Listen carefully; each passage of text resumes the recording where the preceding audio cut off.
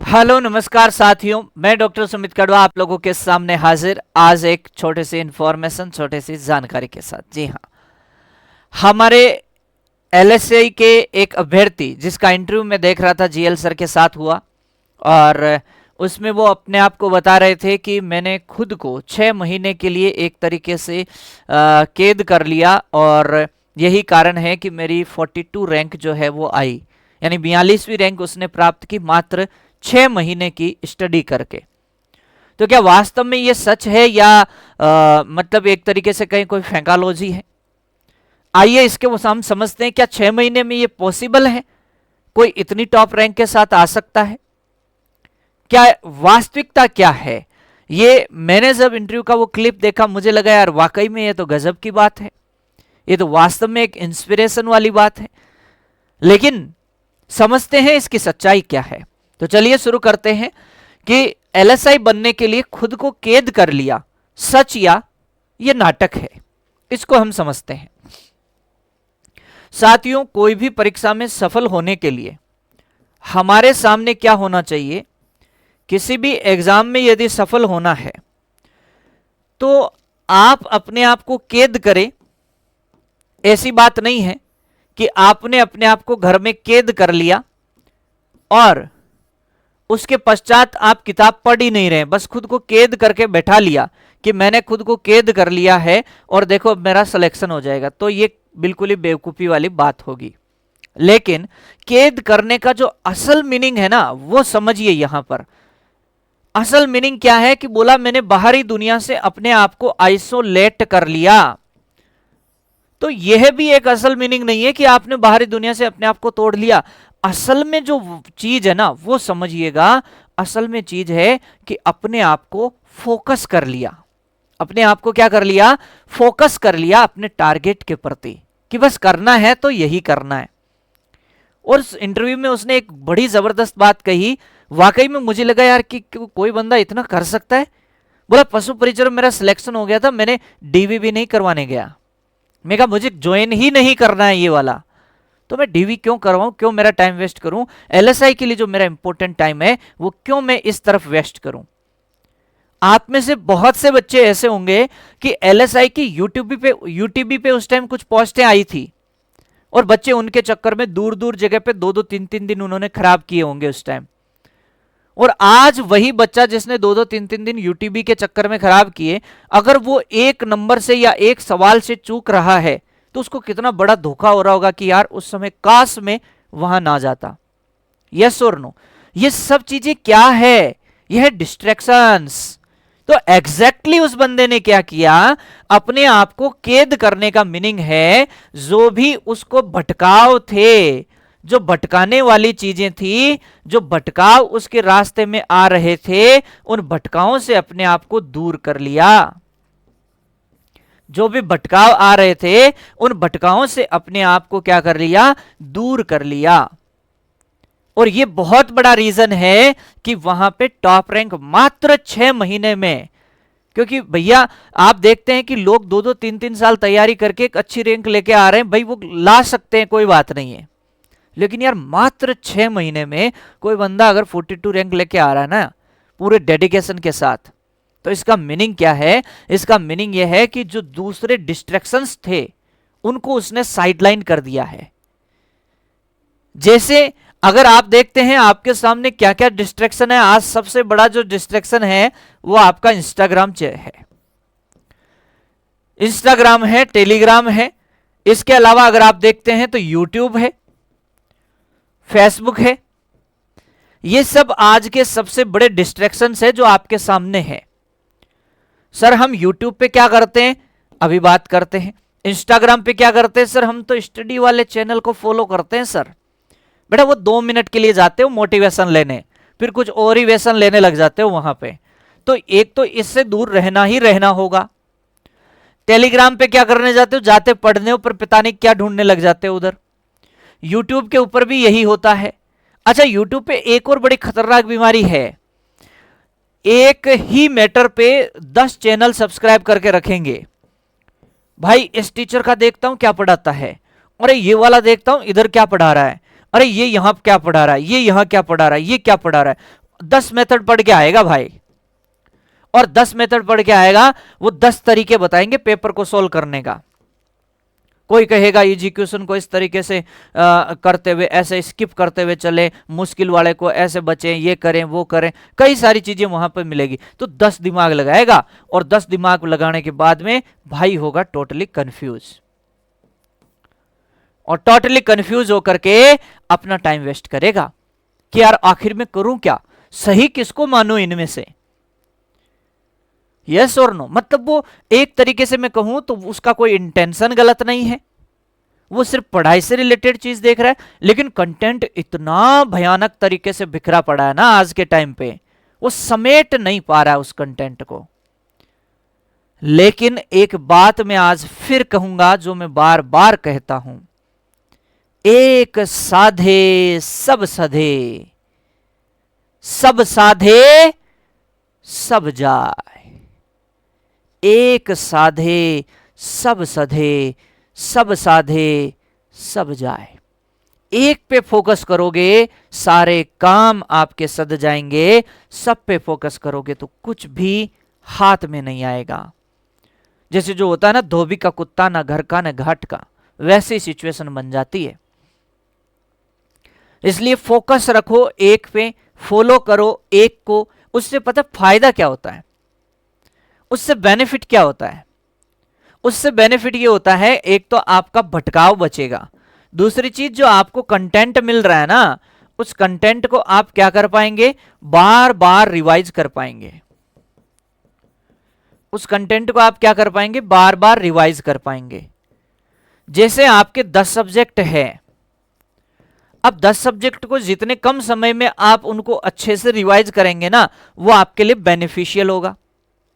अब इन 10 सब्जेक्ट को आप 10 अलग अलग जगहों से पढ़ेंगे तो आपके लिए ऑलरेडी वो क्या हो जाएंगे, 100 सब्जेक्ट के बराबर हो जाएंगे। लेकिन यही 10 सब्जेक्ट आप एक बंदे से पढ़ेंगे और उसका 10 बार रिवीजन लगा देंगे। क्या लगा देंगे बेटा, 10 बार रिवीजन लगा देंगे।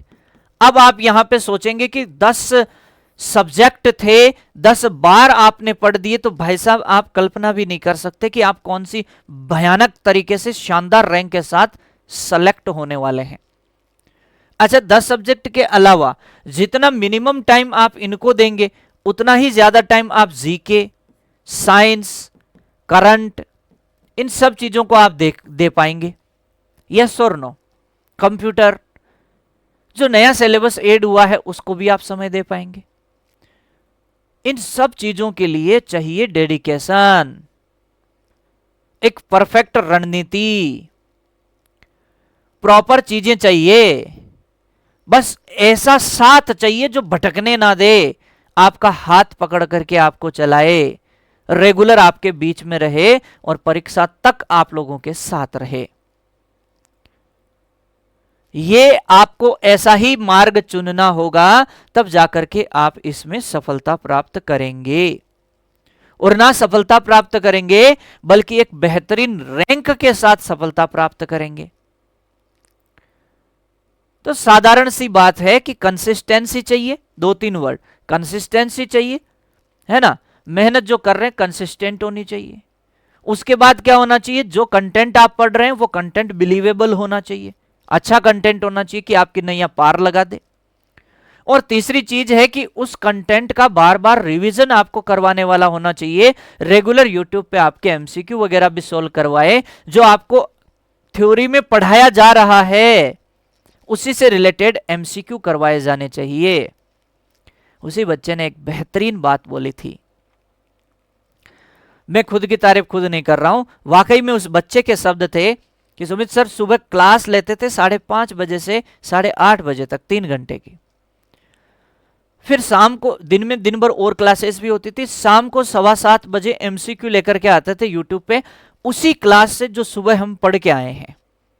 शाम को रिवाइज हो गया और रात को 10 बजे सोने से पहले एक छोटी सी क्लास लाते थे 20-25 मिनट की, जिसमें एक बूस्टर डोज होता था, जिसमें हम सिर्फ रिवीजन करते थे उन चीजों का।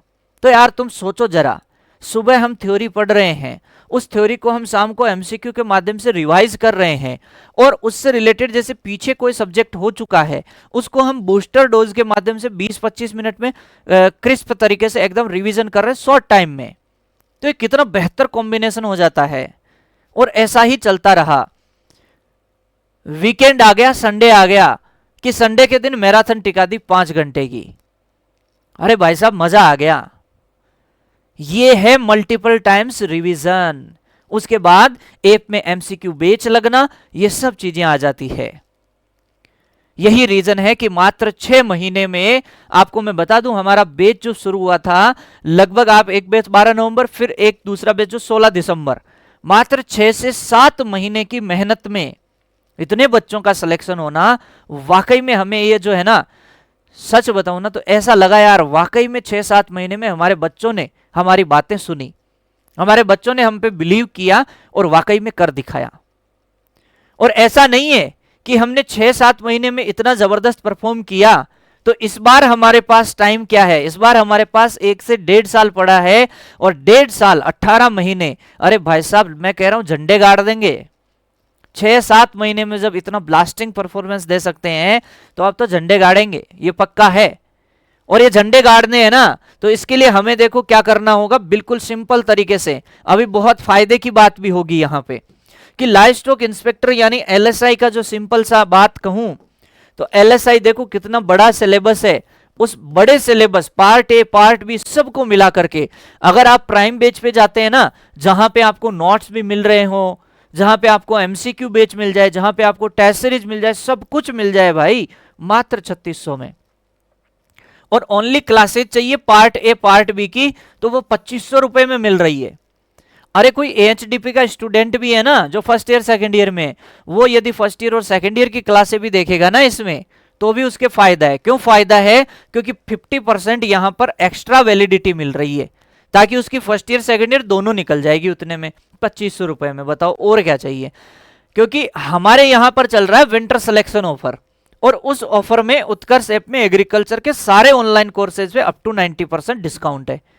500 रुपए तक कैशबैक भी मिल सकता है। और ये ऑफर की खास बात ये है कि ये 30 दिसंबर तक ही है। 30 दिसंबर को इस ऑफर की लास्ट डेट है, इसलिए चूकिएगा नहीं। अच्छा, अगर कोई वेटनरी ऑफिसर की तैयारी करता है ना, तो वो भी क्रैश कोर्स यहां से ले सकता है। आरपीवीटी फाउंडेशन बैच है, वो भी देख सकता है। आपका कोई साथी हो जैसे 11th-12th में बायोलॉजी उसने ले रखी हो, और वो इस तरीके से फाउंडेशन बैच के माध्यम से अपनी तैयारी करना चाहता है, तो वो भी तैयारी कर सकता है, इसमें कोई बड़ी बात नहीं। अच्छा, एक और खास बात, मान लीजिए आप एलएसआई पहली बार पढ़ रहे हैं, पहली बार आप एनरोल कर रहे हैं, उत्कर्ष की ऐप पे पहली बार आए, है ना, आप नए स्टूडेंट है, NY10 कूपन कोड लगाओ ना भाई, 10% और ऑफ मिलेगा आपको। आप 3600 रुपए में 10% लगाओ, 360 रुपए और कम हो जाएंगे, अप टू 90%। कितना कैशबैक आएगा ये भी नहीं पता है, 500 रुपए तक आ सकता है। तो यार 3000 रुपए में मिल क्या रहा है, ये देखो, सारा कंटेंट घर पे आ रहा है, मतलब बुक सहित। अच्छा, एमसीक्यू बैच मिल जा रहा है, वो उसमें चेक कर लेना आप बिल्कुल खरीदते समय, जब उसकी क्या क्या इस कोर्स के अंदर अवेलेबल आप देखेंगे ना, तो आप देखेंगे यार प्राइम में तो काफी सारी सुविधाएं हैं। कई बार यहाँ पे पुराने बैच भी मिल जाते हैं, जिसके अंदर आपको क्या मिलता है, सारी क्लासें रिकॉर्डेड पहले से मिल जाती है। जैसे मान लो फर्स्ट ईयर का बच्चा है और प्राइम कोर्स लेता है, और उसके मान लो अभी एग्जाम आ गए, यूनिवर्सिटी एग्जाम आ गए, राजूवा से एग्जाम करवा रहा है, और उसको अभी मान लीजिए कि उसको फर्स्ट ईयर वाले को कुछ और सब्जेक्ट पढ़ना है, ऐप में लाइव में कुछ और सब्जेक्ट चल रहा है, तो वो रिकॉर्डेड वाले में जाकर के देखेगा, अरे यार ये सब्जेक्ट तो सारे करवाए हुए हैं, तो इजीली उन सब्जेक्ट्स को वो क्या कर पाएगा, अपने एग्जाम के लिए यूटिलाइज कर पाएगा। मान लो सेकेंड ईयर के एग्जाम चल रहे हैं और मेडिसिन उनको पढ़नी है, तो तुरंत रिकॉर्डेड वाले में जाएंगे, देखेंगे मेडिसिन पढ़ी है। लेकिन ये सुविधाएं प्राइम में ही होती है, स्टैंडर्ड में ज्यादा नहीं है। तो आप दोनों को एक बार लेते समय चेक जरूर करना कि स्टैंडर्ड में क्या क्या सुविधा है, प्राइम में क्या क्या सुविधा, दोनों को कंपैरिजन करके एक बार खरीदते समय थोड़ा सा आजू बाजू देख करके परचेज करना, आप बेहतरीन तरीके से शुरुआत कर पाएंगे। अच्छा, ये शुरू हम कब करेंगे? ये बैच को हम 2 जनवरी से शुरू कर देंगे, सॉरी 1 जनवरी से, न्यू ईयर से करेंगे, फिर 2 से क्यों करेंगे भाई, 1 जनवरी से करेंगे। 2.0 तो बैच है, 1 जनवरी से हम इसको शुरू कर देंगे सुबह 6 बजे, 6 AM। 1 जनवरी को सुबह 6 बजे से बैच शुरू कर देंगे, और फिर वहां से अपनी तैयारी चलेगी बढ़िया। जुलाई अगस्त तक हम इसको एंड कर देंगे अच्छे तरीके से, कंप्लीट सिलेबस विथ रिवीजन। और ये विथ रिवीजन क्यों बोल रहा हूं, यदि कोई पिछली बार जुड़ा हुआ है उसको पता होगा विथ रिवीजन में क्या होता है ना। तो कई सारी चीजें हम इसके अंदर देखेंगे, बहुत ही आसानी से आप इस एग्जाम को जो अगला आने वाला होगा, चाहे 1500 पोस्ट पे आए, चाहे 1800 पे आए, चाहे 2200 पे आए, उससे फर्क नहीं पड़ेगा आपको। आप अपनी एक सीट लेंगे। और मैं कह रहा हूं इस बार जो है ना टॉप 100 में, है ना, टॉप 100 के अंदर 70 से ज्यादा बच्चे अपने होने चाहिए, तब मजा आएगा इस बार। 70-75 से ज्यादा टॉप 100 के अंदर, तो मजा आएगा भाई। और ये आर पार की लड़ाई है इस बार, पहले से कह रहे हैं, क्योंकि इस बार हमारे पास टाइम भरपूर है। पिछली बार 6-7 महीने थे, इस बार भरपूर टाइम है, पहले से तैयार है मामला। तो इस बार जो मामला होगा ना वो धांसू होने वाला है। तो साथियों, इस सेशन के अंदर इतना ही। आपको कोई भी प्रॉब्लम हो किसी भी प्रकार की, वीडियो के नीचे कमेंट बॉक्स में कमेंट करके लिख दीजिए। मैं इस वीडियो का हर कमेंट पढ़ने वाला हूं, आपके हर कमेंट पे गौर करूंगा, और जो भी दिक्कत होगी मैं टीम से बात करके, मैनेजमेंट टीम से बात करके उस प्रॉब्लम को आप और हम मिलकर के सॉल्व करेंगे, उस पर काम करेंगे। थैंक यू सो मच हमसे जुड़ने के लिए। जय हिंद, जय भारत।